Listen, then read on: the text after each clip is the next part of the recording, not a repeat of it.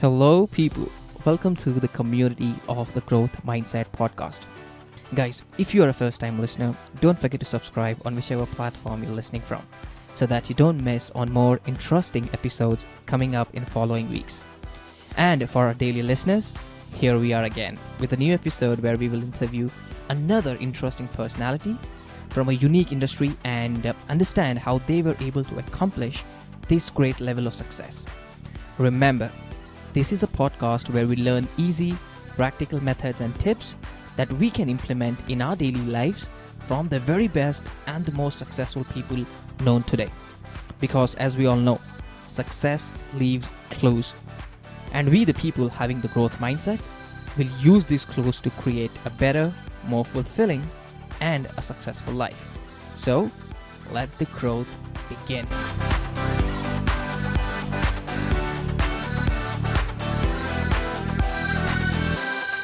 Sabrina, thank you so much for taking your time out and joining us on the Growth Mindset podcast. It is a pleasure to have you here. Thank you very much. Thanks for Awesome. having me. My pleasure. So Sabrina, for people who might not know you today, right? You're the first time coming on the Growth Mindset podcast. So we'd like to go ahead and, just give a quick introduction about yourself, your background, where you're from and what you do. Perfect. Yeah, I am from Vancouver, Canada. I work in the Fortune 500 world for Fluor Corporation and have for the last 14 years in the mining industry as well as the energy and chemical industry. So I've kind of navigated two different business lines within the company. I'm currently a project manager working on an engineering construction project within Canada now. And about a year ago, so exactly actually a year ago, I decided to found a company called Work Lessons 101. Work Lessons 101 targets basically teaching the essential work lessons to help people launch successful careers. So we primarily focus, I work with all levels for the professions from entry level to senior executives. I just find a lot of the new grads that I work with that the education system nowadays just is not equipping new grads and new professionals with the proper tools to be successful in their careers. So I primarily focus on teaching them those essential lessons. Like, for example, they teach us in school you need a network, build a network. It's going to help you your career, but that they fail to tell you how to do it. Like, they don't tell you, they tell you everything in theory, but don't teach you practical exercises or steps in executing and maneuvering to get there. Like, for example, you're going to deal with a lot of confrontation in your career, but they don't teach you how to communicate effectively and have that salesmanship and how to sell your credentials to an employer so you can even get a good job out of school. So I find that degree in that theory-based education is just not terribly practical in the work environment. So I try to fill that missing gap that I find is critical now, because the new grads that I'm getting, they're super ambitious and they have all the right energy and all the right intentions, but they just are a little green and they just need that extra little bit of coaching and that extra little bit of mentorship to kind of set them up. Because you have such a gift at the beginning of your career, you have time, and you got your youth and your health and the energy, and generally not a lot of responsibilities like a spouse, children, mortgage. Yes. So this is the time to really take advantage of it. And if you could have proper coaching and proper mentorship with practical, useful advice that teaches you step by step, gives you actionable steps, then it makes you a lot more successful over the long run of your career. 100%. Now, you've mentioned a very important point where, people are not basically taught as to how to execute, or, if somebody says, you should build a network, that's fine. Okay. Sounding to build a network works great, but how do you build it? Now, for people who are coming out of college, who want to start their own, let's say, get into a job or work for a company or an organization, how can they identify which organization is the right kind of organizations for them? Okay, so the first thing, you always control yourself. You don't control any other variable, but you control yourself. So that's where you start. Figure out what you actually want. And what I mean by that is, for example, if you're an open-minded, innovative thinker, then you shouldn't be looking at the old school blue chip corporations that are very bureaucratic and very procedure-based. That probably won't be the right fit for you. So analyze what you actually want and the type of personality you are, because you need a company culture that fits your personality so you can have the environment that allows you the flexibility that you need to excel in. That's where I'd first start. So if a lot of youngsters, because again, as I said earlier, that they don't have a lot of responsibility per se in their life. They might have a Yes. student loan they need to pay off and so forth. So they need to make money. But they, maybe the best choice for the next couple of years right out of school is to work for a startup, make less money, but surround yourself with like-minded, open-minded people so you become who you associate with.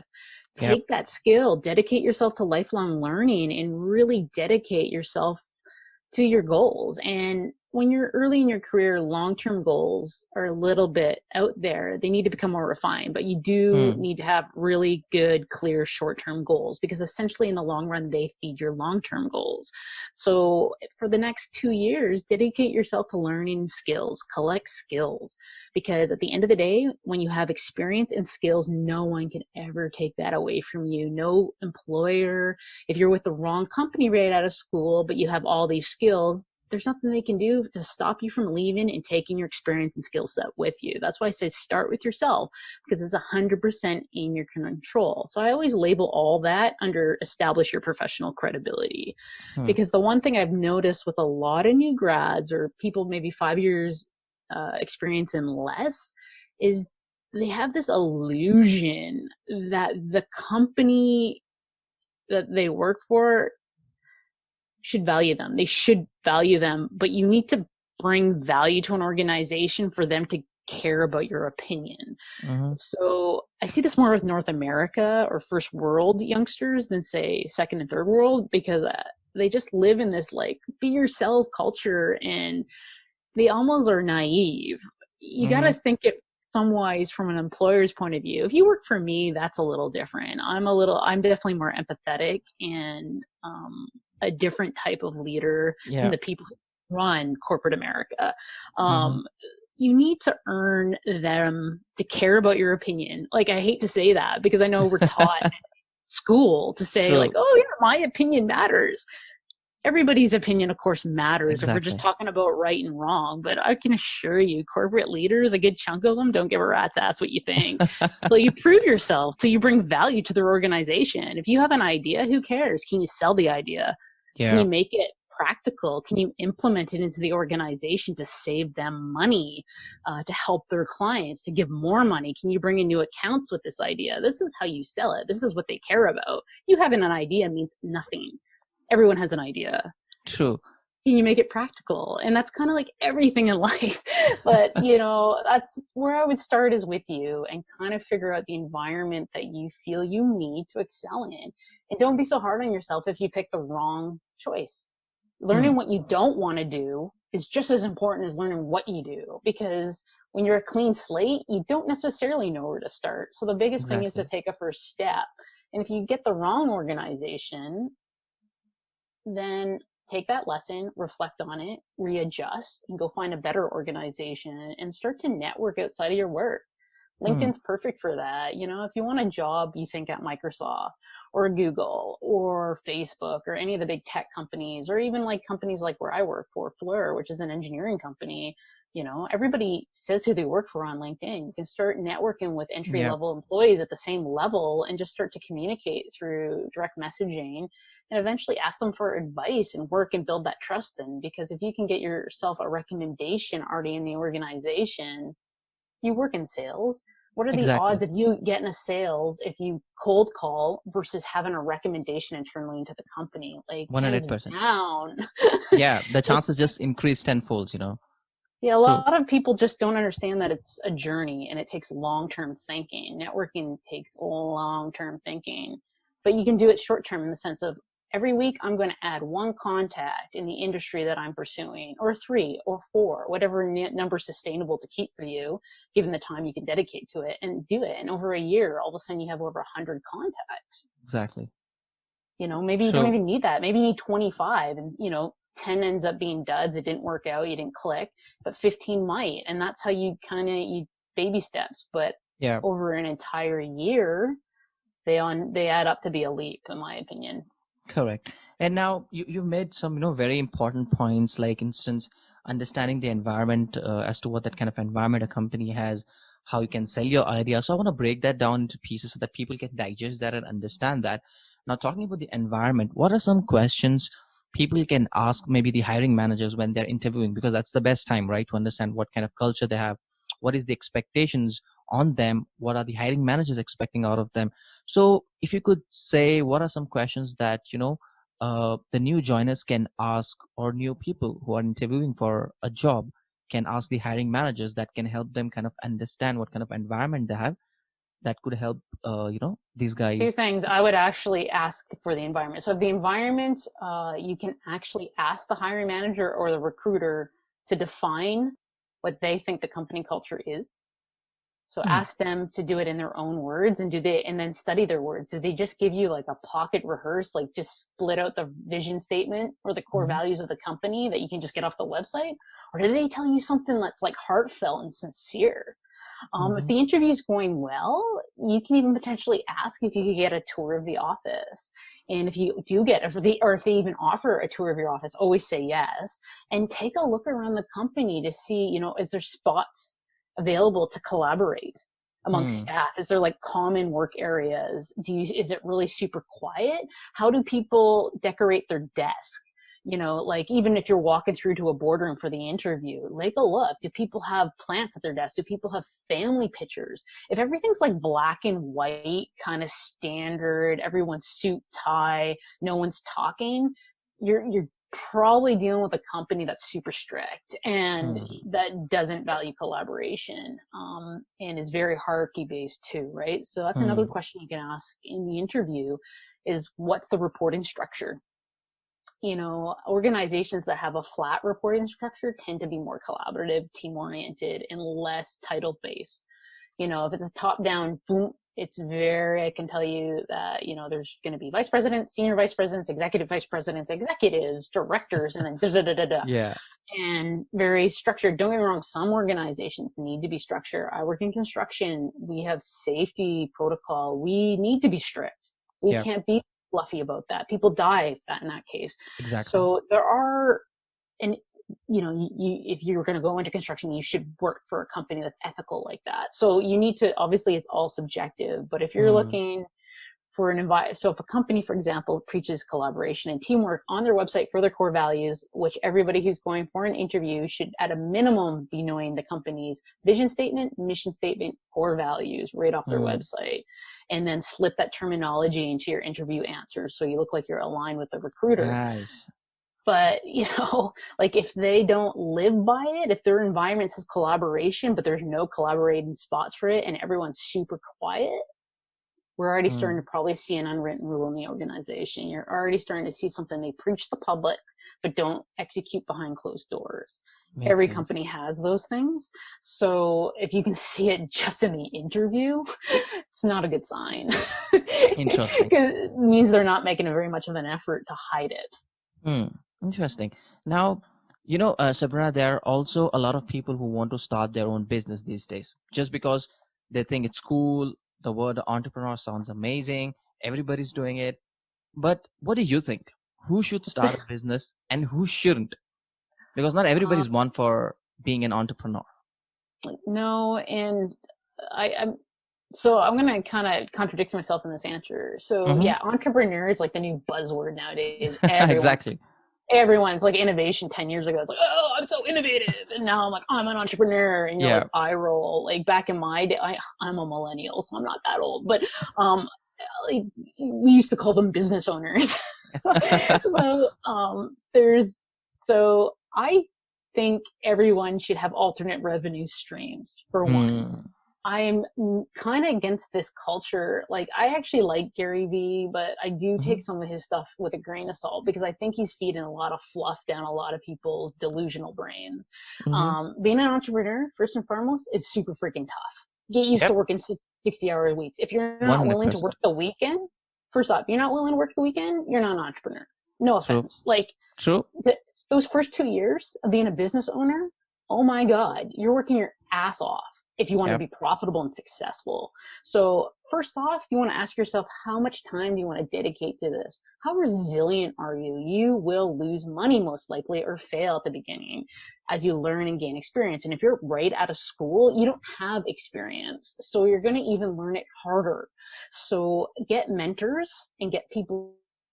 The team seen a lot with the Gen Zs is that they all click together. They don't have older people in their cliques because they think they're like not useful. And so Yep. like, I guess that's a bit of every generation kind of thinks they know it all, but, you know, until they get a little experience and then realize how foolish that attitude is. But I'm seeing it in the way their companies run. And I'm like, man, I would get a baby boomer in there if you could.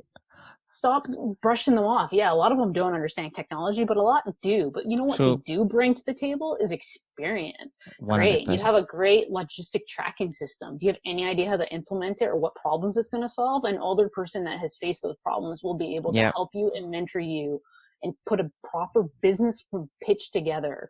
Like I've seen a lot of amateur pitches to me from entrepreneurs. They don't understand how to put marketing together. They don't understand how to put a proposal together. Like they have spelling and grammar errors in their like proposal. You want me to invest hundreds of thousands of dollars into your business and you can't even spell correctly? Get lost. You're on a pipe dream. Like Exactly. live in reality. So the people who need to be entrepreneurs versus the people who need it comes down to experience. How do you want to gain that experience? Are you, if you're resilient and you're tough and you're willing to put the work in it, you can probably go into entrepreneurship right out of school or right out of high school and get going because you will get up every time you fall. If you're someone who hasn't quite built that resilience and has no experience, there is no harm going to work for someone else temporarily Yep. to gain that experience and knowledge that you can bring to your work. So I think at the end of the day, if you're not willing to do the work and you're not willing to hit the hard knocks, then you're not an entrepreneur, and that's fine. There's no shame in that. Exactly. Like I True. worked for a decade for a corporation and I've learned so much. I worked in business development. I learned in engineering. I knew how to become a minority in a male dominated industry. Like all this stuff has taught me how to sell and be credible as a professional. That has helped me build my business.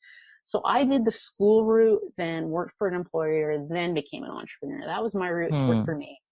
Yep. But you do have that gift of time, health, energy when you're younger. So if I meet a youngster that has the work ethic and the resilience, I would actually be like Gary Vee. I would encourage him to go the entrepreneurial route.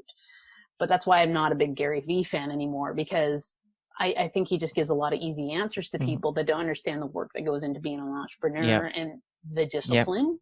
100%. And the motivation that you need to do through rejection. And I think a lot of people who are dropping out of, like, you know, you see these clips of 16-year-olds dropping out of school and you're like, school's not for everyone, but you don't even have high school.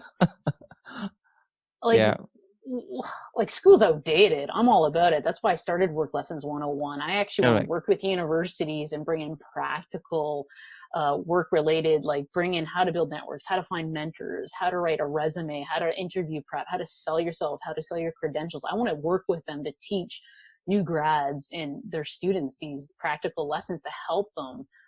But dropping out of school, what if you fail miserably 5-6 years down the road? You have nothing to fall back on. Yep. Exactly. And then you're like, I don't think you need university, especially if you're American. It's like $100,000 debt, and you have no idea what you want to do.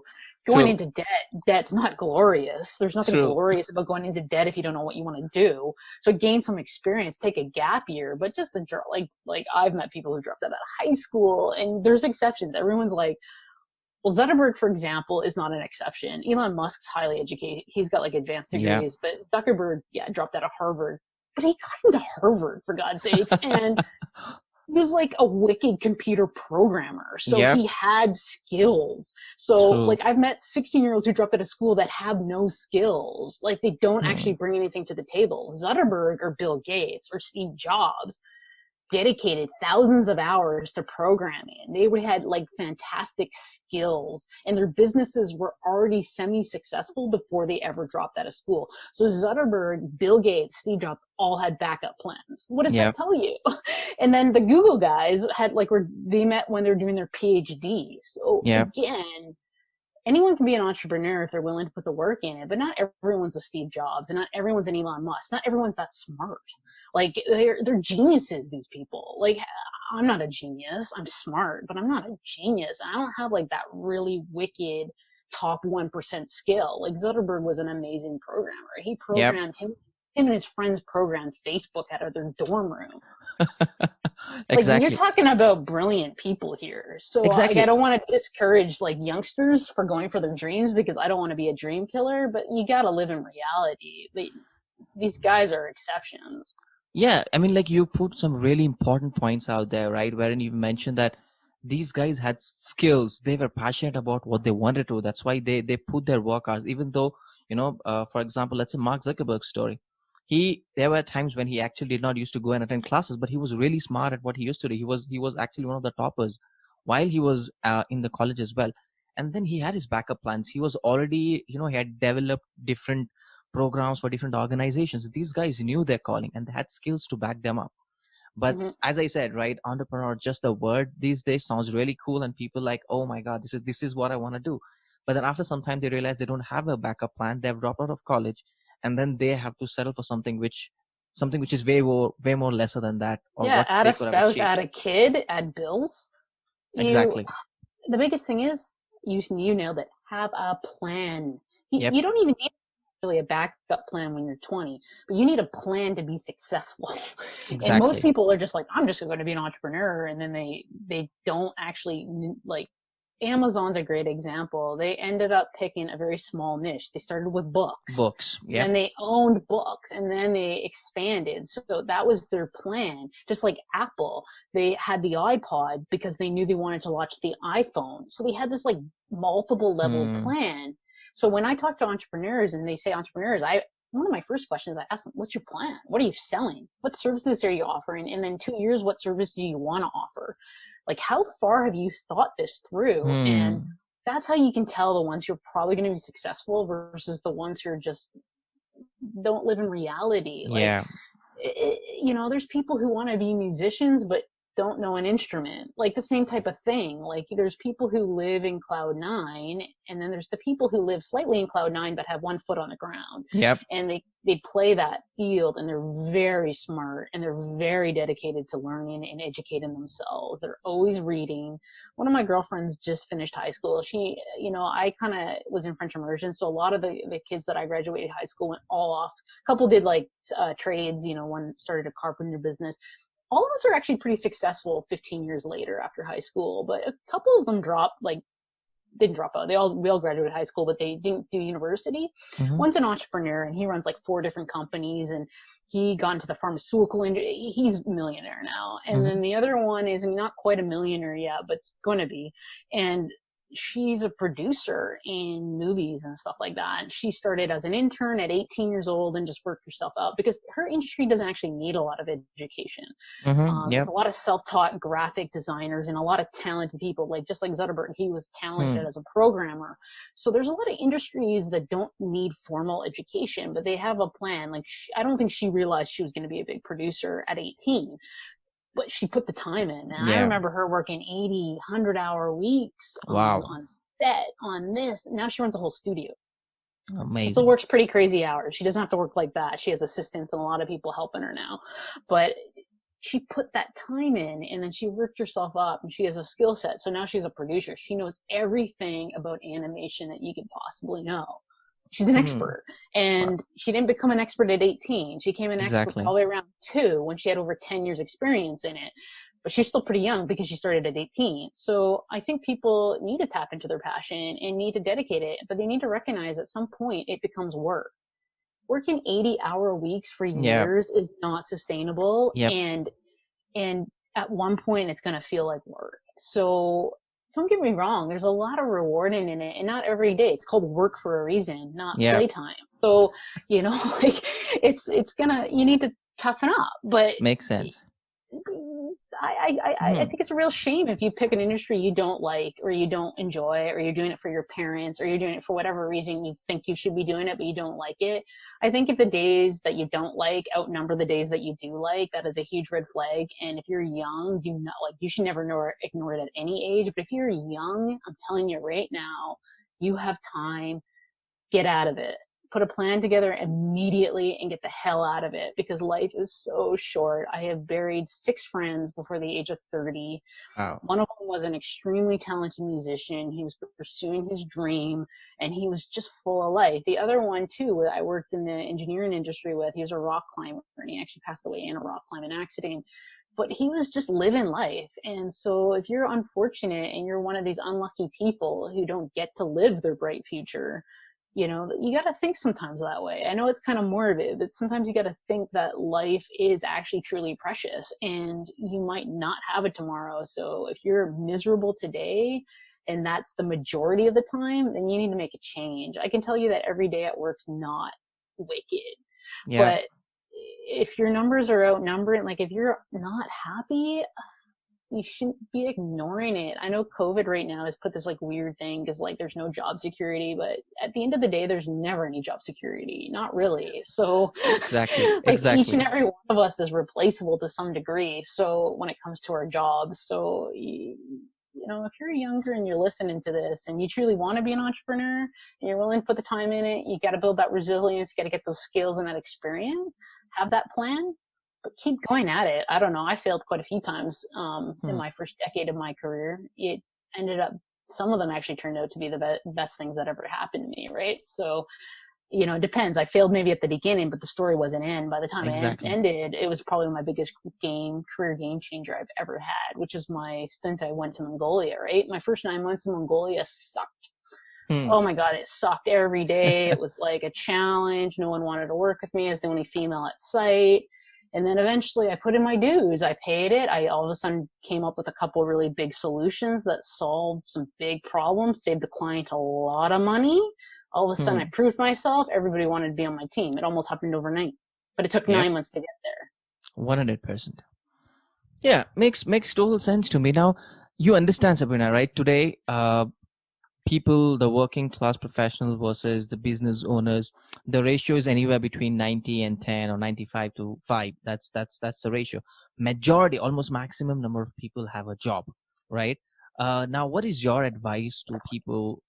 If I could ask you, let's say 3 top reasons. The reason I'm asking you this because a lot of people these days are talking about being an entrepreneur and just hustling, which is kind of pushing down people who have a 9 to 5 job. So if you could give 3 solid advices or 3 practical tips or 3 reasons, let's say 3 reasons that why a 9 to 5 job is okay and actually is better than being an entrepreneur. It gives you a lot more work-life balance. Working 9 to 5, it gives you a little bit more security when your paycheck's coming, depending on what you do. So there's a little peace of mind if you're someone that needs security. There's no shame in that. Like I grew up in a household that was always struggling with money. So I'm someone who needs security and I'm not ashamed of it. Money stress kills me. I have a very hard time dealing with it and handling it. So I'm someone that always has like a 6-month rainy day fund. So I've put these protocols in place to prevent my anxiety and worry to get the best of me. I don't even fight them. I just accept the fact that I need security. I don't try to change that. That is part of who I am. And so 9 to 5 provides a lot more work-life balance. I can assure you, because I'm doing the 9 to 5 right now and the entrepreneur. I work 12-hour days always. Sometimes it's just nice to like turn it off and just watch a movie and not worry about it. I had that completely in my 9 to 5 life. And I have to admit, if I'm being 100% honest, I kind of miss it. That's, I would say one big reason is if that's the type of person like you want, I have a 1-year-old son and, just being present in the moment, I'm struggling with that sometimes because when you're an entrepreneur and you run your business, you're never done. There's always something you should be doing. So when you do the 9 to 5 life, I don't know, I could just turn it off. So that's reason number 2. There's no shame in it. And you know what, for all those people, I'm so sick of the judgment. Like I do the 9 to 5 and entrepreneur and I don't personally care what people do. Like, it's none of my business, for one. And then second, it's not my life and not my journey. And I don't know what they're going through. So stop judging people for first who has a 9-to-5 job. You do not know what they're going through. Like, they might have medical bills or aging parents they need to provide for. And that 9-to-5 provides that steady paycheck that they desperately need in their life. So I find a lot of people like that. You know what? Some people just don't want it. Some people just aren't that ambitious and do other things. They don't want to turn their hobbies into work, because I married a business owner who loved scuba diving and turned it into a business. And I can assure you, at some point, because he did it for a decade, at some point it became a job.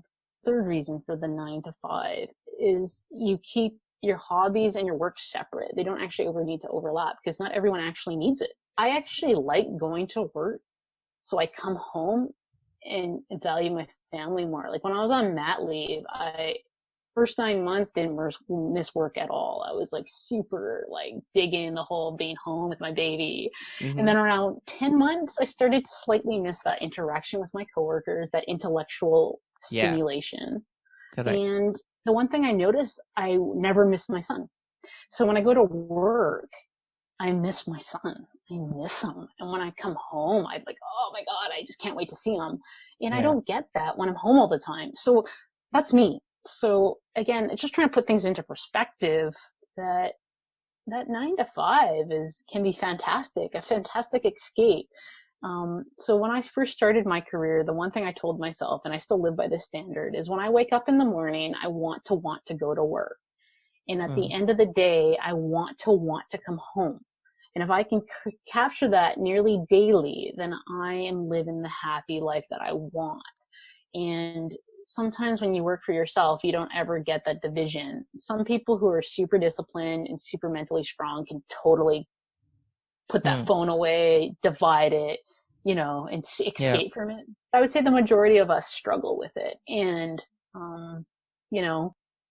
the 9-to-5, mind you, the 9-to-5, if you go into the corporate executive route, you bring that, they own you. They give you a phone, they expect to call you, you travel, you're on the road half the year. Things I said is more for the starter entry level, because there is no such thing as 9-to-5 once you hit executive level at any company. When I say they own you, I don't necessarily mean that in a negative way, but when they're spending that much amount of money on you, they're giving you cars, they're giving you house, they're giving you phone, they're giving you business class flight tickets, 5-star hotels, then obviously they will call in the middle of the night if there is something important, and then you have to answer the call rather than saying, no, this is my off hours. And I've met people that I live in Canada, I've met people within 24 hours notice, like, they got to go to Russia to hit a presentation for $1 billion client.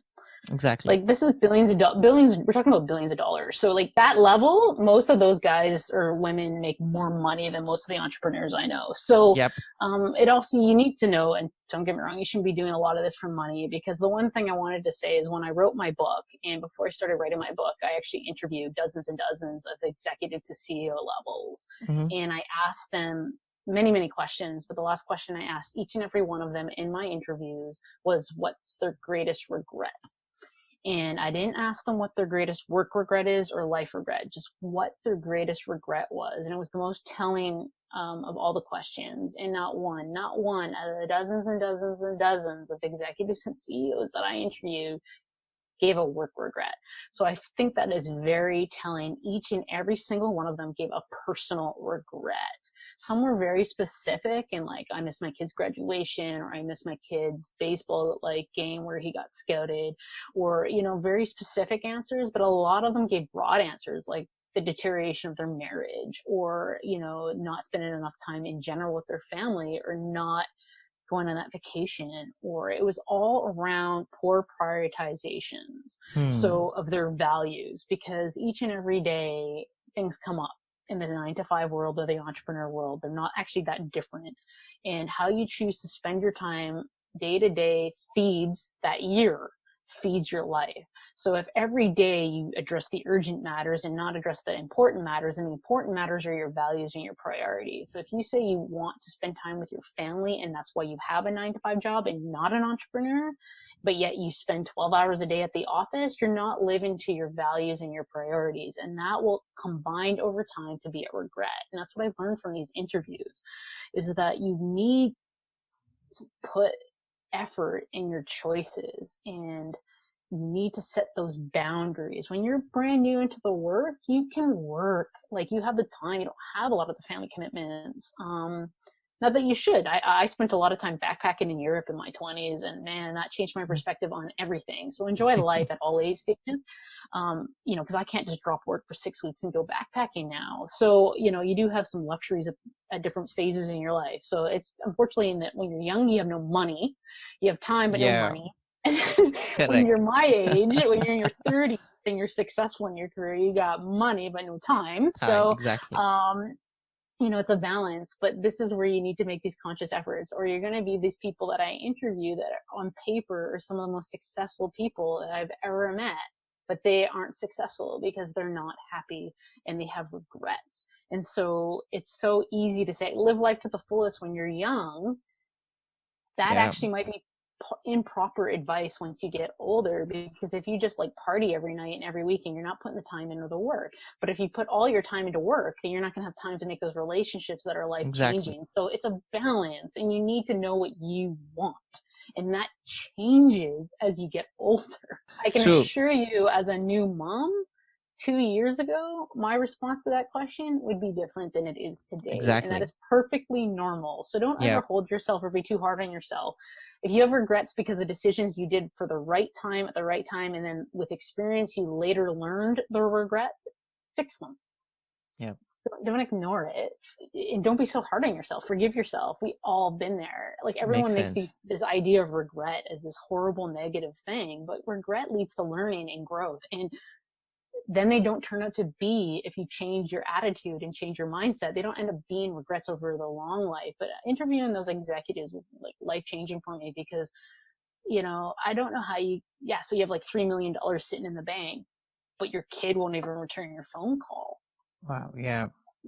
So maybe you shouldn't be getting on those planes to Russia. Maybe that executive vice president title isn't, maybe that's your ego getting the best of you. Or you have big college tuitions, because a lot of these people were American, and they have like huge bills, like healthcare bills and education bills that Canadians like myself just don't have. And so, we pay more in taxes and so forth and so on. So it all works out around, but at the end of the day, you're like, how much money is enough? And maybe you should ask yourself sometimes those questions when you get really successful, because I find people who get really successful, this happened to me when I started getting a ton of promotions back to back, is that you just say yes, yes, yes, yes, and you never stop and ask yourself whether you want it. That's a very important question, I believe, that one should ask. And also the points that you mentioned, finding the work-life balance through first identifying your values, placing your values first as to what exactly do you want to do. Like, do you just want to, have a 9-to-5 job and then come back home, spend the time with your family, and then making decisions based on those values, because that would keep you in perspective in life as to what is really important to you in life. Do you just want to become successful, or do you also want to make sure that you spend time with your family? And then just end of the day, right? If you are making a decision, it's a choice. End of the day, if you make a decision, you're obviously going to miss out on something else. And that's a choice that we have to make every single day, every single second, right? We are having an interview here. You could be doing something else, right? We're missing out on something, but we're doing something else. So that's a choice that I think all of us individually have to make sure that, all of us at the end of the day accept what we've done and learn from those mistakes, as you said, right? Those regrets, to make sure we could correct our mistakes, maybe go back to our kids, if you're not talking to them, and then you just tell them that this is what it was, but now I'm here to correct those things. So that's a very good and important advice that you've brought out. I want to ask you this now, since you've been working for over a decade now, Sabrina, right? You've had multiple locations, you worked at multiple locations, different projects. Now you've also come across times when you had to deal with bosses, like some bosses that were really bad, horrible bosses, who were surrounded by ego or dominating nature. So how can people manage when they're surrounded or have a bad boss? What can they do? This one's a really common one. I actually have an entire chapter in my book dedicated to bad bosses and how to maneuver around a bad boss. So step one, so I'll summarize it really quickly. Step one, you need to identify them as an ineffective leader. And a lot of people are just like, well, that's easy. They're not. It isn't that easy. You need to identify why they're an ineffective leader. So is it a lack of training? Is it something that you can actually help them with? Or are they narcissistic? Are they power-driven people? So, if it's a lack of training and just like a lack of skill, then you can help them. They're bad because their organization isn't helping them. So they're part of the problem that you're having is that they got promoted maybe too quickly, or, the organization doesn't care. The organization's like cultural is the actual stem of the poor leadership problem. So you need to identify the reason for the poor leadership or the bad boss. So if it's a bad boss because they're narcissistic or they want control or, they're essentially just a jerk, those particular things is sometimes there is no helping them. That is their personality. And, you need to kind of judge how much time you want to dedicate to it. So at the end of the day, if they're impacting your mental health and physical health and you're not going to get promoted under them, you need to maneuver around them. And this comes down to the organization you're in, what type of hierarchy system you're in. So in North America, they preach this open door policy. And I can assure you many organizations preach it, but don't live by it. So you need to be aware of the rules and unwritten rules surrounded this open door policy, because it actually is going to help you put a plan together to maneuver around a bad boss. So my usual go-to, so I've been blocked for 2 promotions because I was really good at the position I was in. I was essentially being pigeonholed. So what I ended up doing is I found a role within the organization that can be blocked if I got nominated. It was a super high potential role in business development. So I worked behind the scenes and networked with the people that would help me get a nomination and help make the decision to get me in it. And that's exactly what I did to get out of my position and get around my boss without burning the bridge. So that is one method you can do. That takes some deep digging and networking. So it took me over 9 months to get out of the position. So it's not something that happened overnight. If you can't, another one is to connect with your boss's boss. Another way is to make your results highly visible. So a lot of bad bosses take the credit for their people's work, and they're like locked behind closed doors and no one gets to see what they're doing. So the way to get around this is CCing people on emails, mention it in group conversation. Oh, did you get the report I sent you? How did you like it? Like little subtle things that your boss might be slightly pissed off you're doing, but it's not obvious what you're doing. The biggest thing, you have to be super discreet. Don't tell anyone of your plan, because your plan is to maneuver around them. And if your boss learns of your plan, they're going to interfere with it. So you got to keep it discreet and quiet and don't tell anyone unless they're absolutely trustworthy.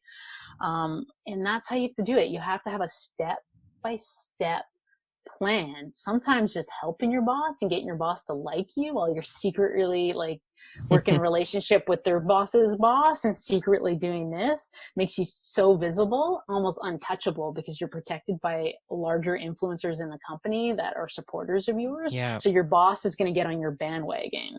At the end of the day, you want to make yourself not an easy target. So if you're being bullied at work, whoever's bullying you has labeled you an easy target. You need to stick up for yourself, and you need to be very creative and strategic about how to turn that around or how to work away. If you can't do any of that and it's against your mental health and your physical health and it's impacting you, start looking for another job. You might have to leave the organization. You should be looking though at your organization as a whole when you have a bad boss. And is your bad boss kind of like a one-off? Or is it common in your organization? Because if it's common in your organization, doing a lateral move to a different department is not going to help you. Exactly. Yeah. So you're going to larger picture, right now during COVID, you might not have the opportunity because it's not an employee's market right now. There's a lot of layoffs, a lot of high unemployment.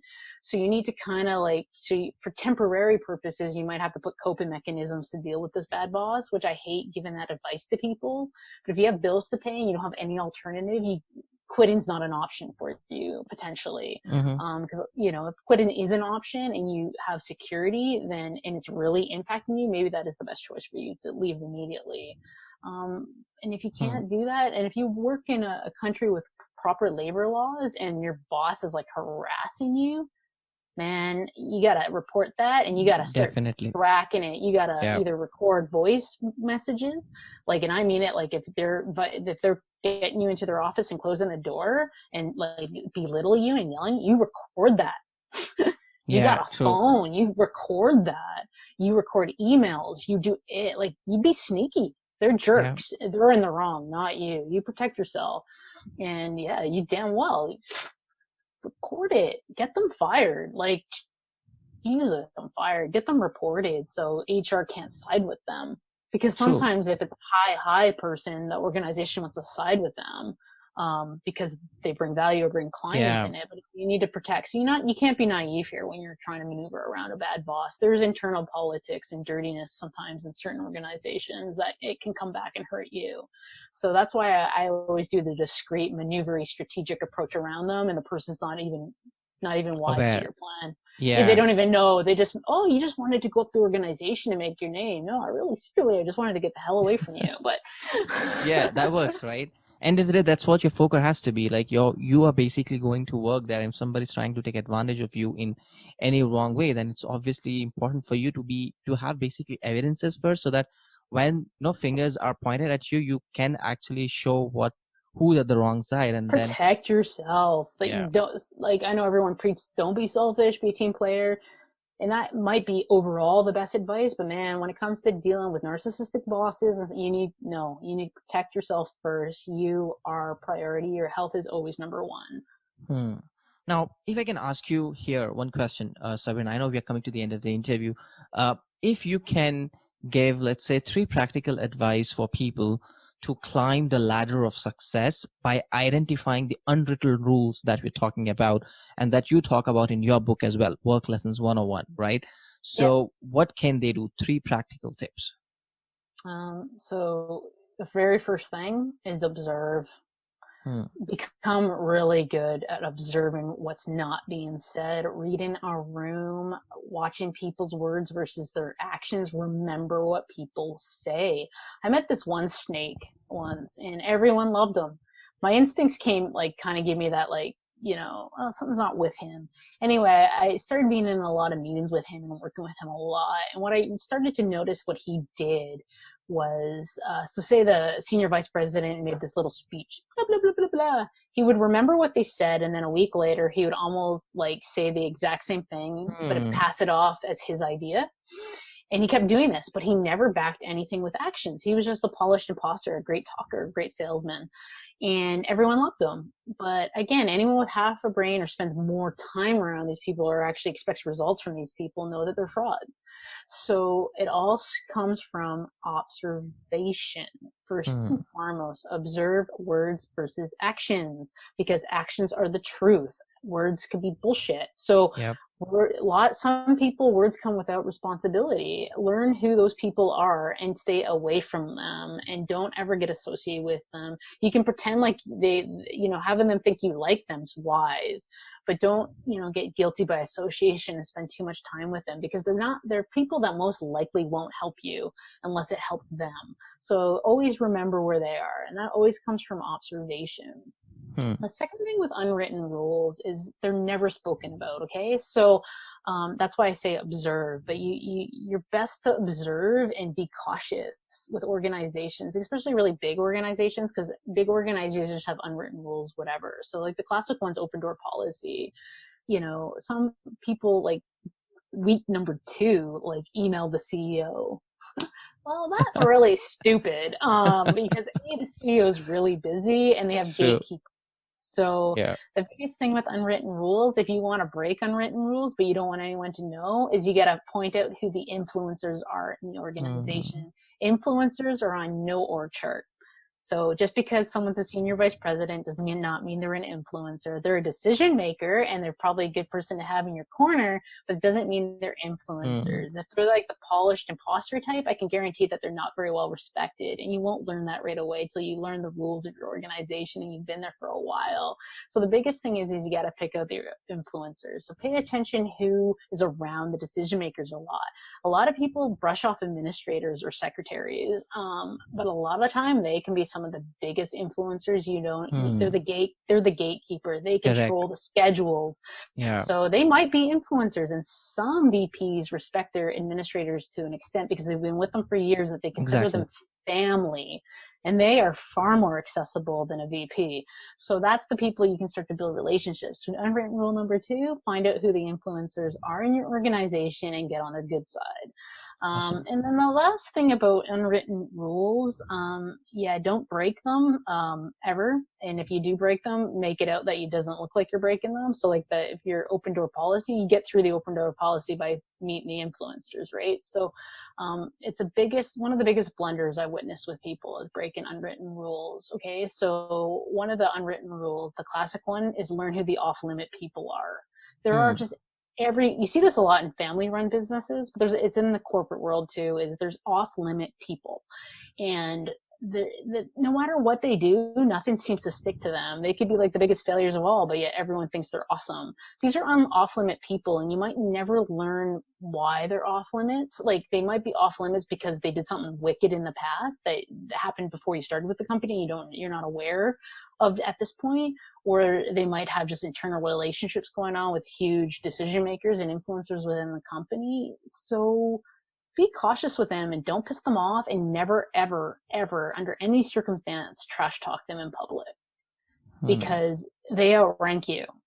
It doesn't matter if you're smarter than them, they outrank you. And the fact that even these open companies that say they don't have titles and say that, there is always an unofficial rank and totem pole in the company. There always is. So don't think that there isn't because they say there isn't. If you're new, you haven't proven yourself yet. Yeah. So they outrank you. So be very careful and tread cautiously when you start to see someone that seems to have failed a few times, but yet still continues to get promotions and still continues, because there's something going on there, and you may never know the actual truth. They might just have the right connections, but at the same time, they might be legit and you're just not seeing it because you're blinded by your own prejudice. So don't ever think that you're innocent in all this, because I've met a lot of people that think they're fantastic and they don't actually bring anything to the table. So, stems with self-awareness to some degree, and some people just don't have it, and they think everything they do is wicked. Makes sense. Perfect. Now, this is one last question that I ask almost every guest on my podcast, Sabrina. Now, you said you have a son, right? A son, 1-year-old son. Now, let's imagine 20, 30 years from now, you are around 60 years old. Your kid is around 30, 35. And this is a time where you got to say goodbye to this world, right? And you could give only 2 advices to your son to live a life, to live a happy, fulfilling life. What those 2 advice are going to be? I would say living your life never wasted. So like, for example, what I hear a lot of people in their 20s, like especially when they're in 30s, I wish I did this in my 20s. And you don't have any experience in your 20s. It's really easy to make mistakes in your 20s, even when you're not even aware you're making them. So I think the advice I would give my son is, you know what? Your 20s are for you. For you, your life's always for you, but your 20s, truly dedicate to yourself. Your 30s may be more for your family and spouse and kids and stuff like that, but your 20s is for yourself, and living your life is never a waste. So if you want to play video games because you damn well enjoy video games, then play video games. I'm so sick of people saying, you gotta work and you gotta chase and hustle 24/7. That's not healthy. That's not sustainable. True. Put some time aside for yourself, and do whatever the hell you want. As long as it's not illegal or hurting anyone, like do something you want. And that's like, again, wasting a day. And when I say wasted, I put that in, like, it's not wasting. Just go enjoy yourself. True. Live your life. Like I did a lot of traveling in my 20s, and I'm super happy I did. And I know people have told me, I wish I buckled down more in my 20s, because they compare themselves to people in their 30s that are ahead of them. But I've met a lot of people in their 40s and everyone's caught up.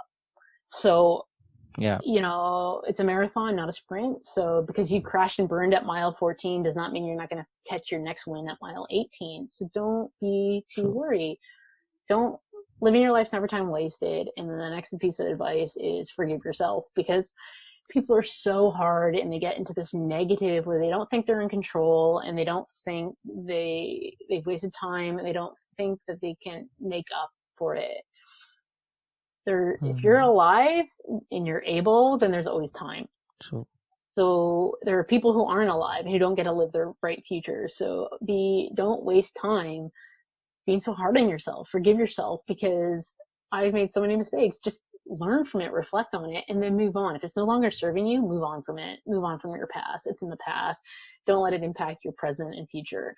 And I think those would be the two pieces of my advice I would give to my son: is living your life's never time wasted, and practice forgiveness, especially for yourself, because holding those grudges and holding on to regrets and not learning from them, that's actually truly wasting time. Makes sense. Awesome. So, Sabrina, thank you so much for taking your time out and, joining us on the Growth Mindset podcast. I am sure the value, the wisdom you've shared with regards to work lessons as to how people can succeed in their, professional lives, and having a 9 to 5 job is okay. There's nothing wrong in you having a 9 to 5 job. You don't have to be an entrepreneur. You don't have to hustle 24/7. What really matters at the end of the day is, are you really happy with the choices that you've made? So that's why, I really wanted to do this interview with you. So thanks so much for taking your time out, and take care. Thank you.